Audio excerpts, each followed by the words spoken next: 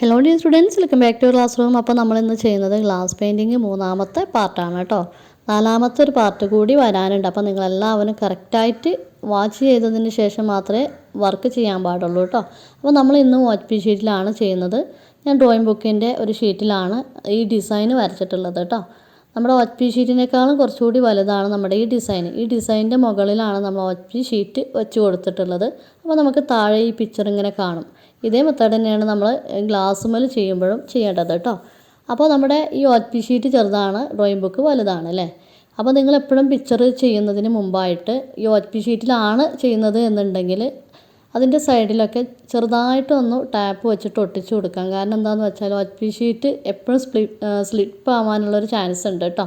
അപ്പോൾ അതുകൊണ്ടാണ് സ്ലിപ്പായാൽ നമ്മൾ താഴെ വരയ്ക്കുന്ന ഡിസൈൻ അതുപോലെ നമുക്ക് വരച്ചെടുക്കാൻ പറ്റിക്കോളണം എന്നില്ല.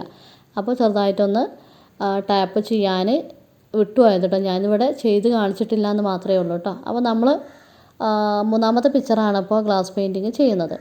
അപ്പോൾ തന്നെ നമ്മുടെ ബ്ലാക്ക് ലൈനർ ഒരുവിധമൊക്കെ കഴിയാനായിട്ടുണ്ട്.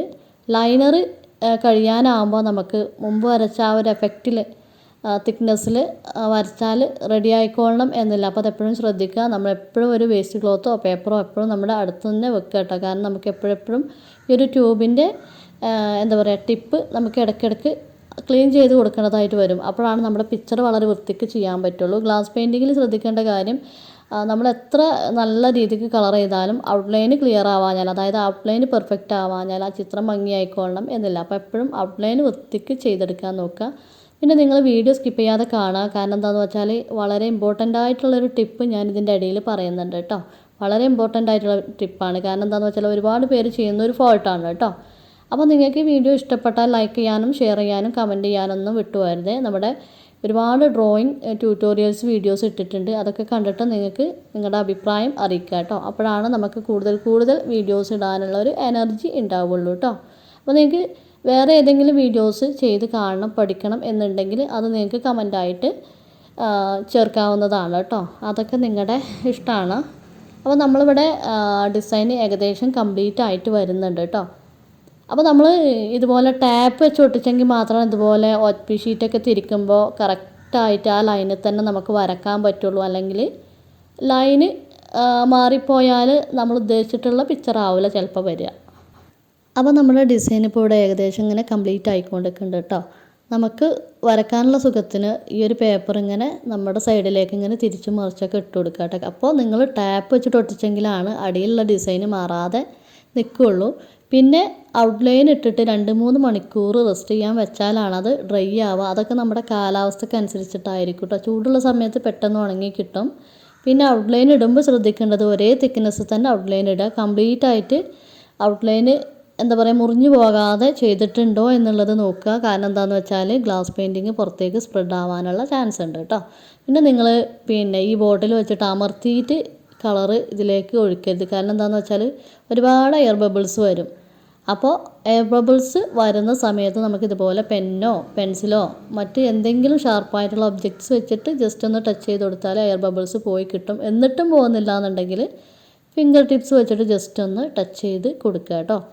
നമ്മളിവിടെ ഇപ്പോൾ ലീഫാണ് ചെയ്യുന്നത്. അതിന് ഞാൻ യൂസ് ചെയ്തിട്ടുള്ളത് ലെമൺ യെല്ലോ അതേപോലെ തന്നെ ലീഫ് ഗ്രീനും ആണ് കേട്ടോ. അപ്പോൾ നിങ്ങൾക്ക് ഇഷ്ടമുള്ള കളർ യൂസ് ചെയ്യാം. ഞാനിവിടെ ഡബിൾ ഷെയ്ഡ് യൂസ് ചെയ്തെന്ന് മാത്രമേ ഉള്ളൂ.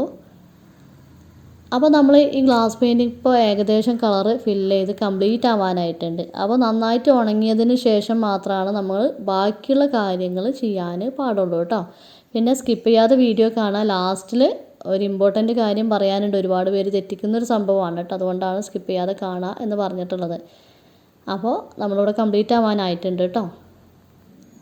അപ്പോൾ നമ്മുടെ കളറിങ് ഇവിടെ ഏകദേശം കംപ്ലീറ്റ് ആവുന്നുണ്ട് കേട്ടോ.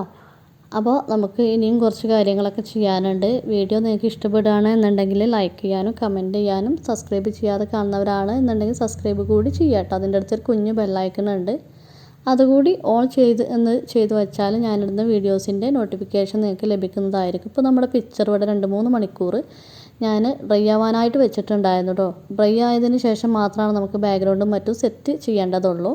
ബാക്ക്ഗ്രൗണ്ട് ചെയ്യാൻ വേണ്ടിയിട്ട് ഞാൻ യൂസ് ചെയ്യുന്നത് ഇനാമൽ പെയിൻ്റ് ആണ് കേട്ടോ. Black enamel paint. ഇത് പെട്ടെന്ന് ഡ്രൈ ആയി പോകാനുള്ള ചാൻസ് ഉള്ള ഒരു പെയിൻ്റാണ്. നമുക്ക് ഈ പെയിൻറ്റ് സാധാരണ പെയിൻറ്റിങ് കടകൾ ഉണ്ടാവില്ല, പെയിൻറ്റ് ഷോപ്പുകൾ വീടിനൊക്കെ അടിക്കുന്ന പെയിൻറ്റ്. അപ്പോൾ അത്തരം ഷോപ്പുകൾ ചെറിയ ബോട്ടിൽ നിങ്ങൾക്ക് 25 മില്ലി അങ്ങനെയൊക്കെ വാങ്ങാൻ കിട്ടും കേട്ടോ. അപ്പോൾ അത് കളർ ചെയ്യാൻ വേണ്ടിയിട്ട് ഞാൻ 2 ബ്രഷ് എടുത്തിട്ടുണ്ടായിരുന്നു. പക്ഷേ ഞാൻ ഒറ്റ ബ്രഷ് എനിക്ക് യൂസ് ചെയ്യേണ്ടി വന്നിട്ടുള്ളൂ കേട്ടോ. അപ്പോൾ ബ്രഷ് എടുക്കുമ്പോൾ നിങ്ങൾ ശ്രദ്ധിക്കേണ്ട കാര്യം എന്താണെന്ന് വെച്ചാൽ പഴയ ബ്രഷ് എടുത്താൽ മതി. പുതിയതായിട്ട് വാങ്ങിയിട്ടുള്ള ബ്രഷ് എടുക്കേണ്ടതില്ല. കാരണം എന്താണെന്ന് വെച്ചാൽ ഇനാമൽ പെയിൻറ്റ് എന്ന് പറയുന്ന സംഭവം നമ്മൾ പെയിൻറ്റ് ചെയ്ത് കംപ്ലീറ്റ് ആയതിനു ശേഷം ഇത് ക്ലീൻ ചെയ്യുമല്ലോ. ക്ലീൻ ചെയ്താൽ എത്ര ക്ലീൻ ചെയ്താലും നമുക്ക് ക്ലീനായി കിട്ടും. പക്ഷേ നമ്മളെ പഴയൊരു സോഫ്റ്റ്നെസ് അതിന് ഉണ്ടാവില്ല. പിന്നീട് നമുക്ക് ഈ ഒരു ബ്രഷ് വെച്ചിട്ട് വാട്ടർ കളറും മറ്റും ചെയ്യാൻ കഴിയൂല. അതുകൊണ്ടാണ് പഴയ ബ്രഷ് എടുക്കാൻ പറഞ്ഞിട്ടുള്ളത് കേട്ടോ. അപ്പോൾ നമ്മൾ ഏകദേശം ബാക്ക്ഗ്രൗണ്ട് കംപ്ലീറ്റ് ആയിട്ടുണ്ട്. ഇത് ഡ്രൈ ആവാനായിട്ട് കുറച്ച് സമയം എടുക്കും കേട്ടോ. ഇത് നമ്മുടെ ഒരു കാലാവസ്ഥേൻ്റെ അനുസരിച്ചിട്ടാണ് ഇത് ഡ്രൈ ആവാൻ. ഞാനൊരു 48 മണിക്കൂർ എടുത്തിട്ടുണ്ട് ഈ ഒരു പെയിൻറ്റ് ഡ്രൈ ആവാൻ വേണ്ടിയിട്ട്. എൻ്റെ അന്നത്തെ 2 ദിവസം പോയി കിട്ടി. കാരണം എന്താണെന്ന് വെച്ചാൽ വേറൊരു വർക്കും ചെയ്യാനും വയ്യ, ഇതൊറ്റ ഉണങ്ങി കിട്ടുന്നുമില്ല. അപ്പോൾ നമ്മൾ 2 ലെയർ ശരിക്കും ഇത് ഇട്ട് കൊടുക്കണം കേട്ടോ. പിന്നെ നമ്മളെപ്പോഴും ഒരു വേസ്റ്റ് പേപ്പറോ ക്ലോത്തോ എടുത്ത് വെക്കുക. കാരണം എന്താണെന്ന് വെച്ചാൽ നമ്മുടെ എല്ലായിടത്തും ഈ പെയിൻറ്റ് പറ്റി പിടിക്കാൻ ചാൻസ് ഉണ്ട് കേട്ടോ. അപ്പോൾ നമ്മൾ ഇവിടെ ബാക്ക്ഗ്രൗണ്ട് കംപ്ലീറ്റ് ആയിട്ടുണ്ട്. ഒരൊറ്റ ലെയറേ ഇട്ടിട്ടുള്ളൂ. 2 ലെയർ ഇടുകയാണെന്നുണ്ടെങ്കിലാണ് അതിൻ്റെ ഉള്ളിലൂടെ ഇങ്ങനെ തെളിഞ്ഞ് കാണും. അത് തെളിഞ്ഞ് കാണാതിരിക്കണം എന്നുണ്ടെങ്കിൽ ഇത് ഫസ്റ്റത്തെ ലെയർ ഉണങ്ങിയതിന് ശേഷം മാത്രം 2ാമത്തെ ലെയർ ഇട്ട് കൊടുക്കുക കേട്ടോ. പിന്നെ നമ്മുടെ ഈ പെയിൻറ്റിൻ്റെ ബ്രഷ് നിങ്ങൾക്ക് കറക്റ്റായിട്ട് വൃത്തിയായി കിട്ടണ്ടേ.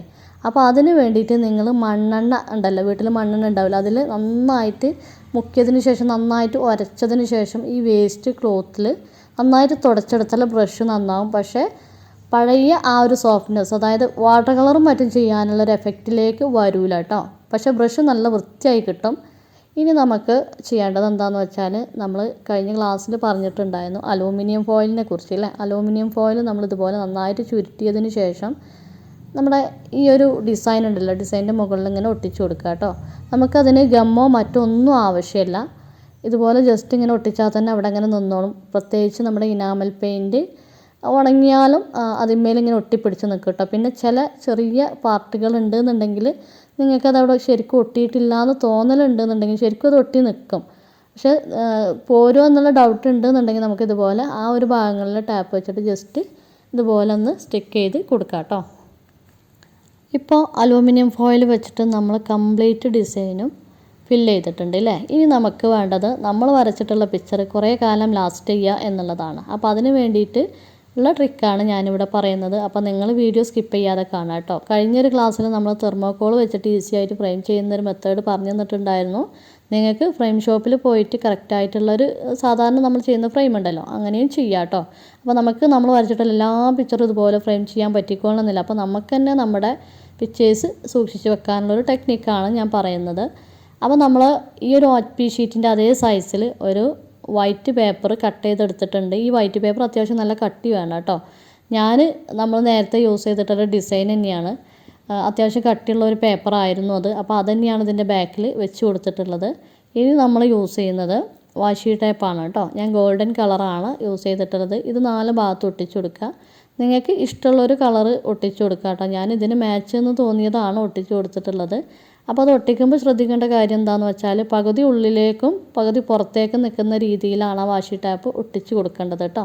പിന്നെ എൻ്റെ വാഷി ടാപ്പ് കറക്റ്റായിട്ട് അങ്ങനെ ഭയങ്കര സ്റ്റിക്കി ആയിട്ട് ഒട്ടണില്ല. അപ്പോൾ ഞാൻ എന്താ ചെയ്തതെന്ന് വെച്ചാൽ മുകൾ ഭാഗത്ത് നന്നായിട്ട് ഒട്ടിയിട്ടുണ്ട്. ഇങ്ങനെ ബാക്കിലേക്ക് മടക്കുന്ന ഭാഗത്തത് ശരിക്ക് ആ ഒരു പേപ്പറിൽ ഒട്ടി കിട്ടുന്നില്ല. അപ്പോൾ ഞാൻ ചെയ്തിട്ടുള്ളത് ആ ബാക്ക് ഭാഗത്ത് നമ്മുടെ ടാപ്പ് വെച്ചിട്ട് ഒന്നുകൊണ്ട് ഒട്ടിച്ചു കൊടുക്കുകയാണ് കേട്ടോ. അപ്പോൾ കറക്റ്റായിട്ട് അത് നിൽക്കുന്നുണ്ട്. അപ്പോൾ നിങ്ങളും അങ്ങനെ എന്തെങ്കിലും ബുദ്ധിമുട്ടുണ്ടെങ്കിൽ 4 ഭാഗത്തും ഇതുപോലെ ഒട്ടിച്ചു കൊടുക്കുക കേട്ടോ. അപ്പോൾ നമ്മൾ നേരത്തെ പറഞ്ഞിട്ടുണ്ടായിരുന്നു ഗ്ലാസ് പെയിൻറ്റിങ് ചെയ്യുമ്പോൾ ശ്രദ്ധിക്കേണ്ട വളരെ ഇമ്പോർട്ടൻ്റ് ആയിട്ടുള്ള കാര്യം, നമ്മളെപ്പോഴും ഇതുപോലെ ഫ്ലവർ ഡിസൈന് മാത്രമാവില്ല ചെയ്യുക അല്ലേ.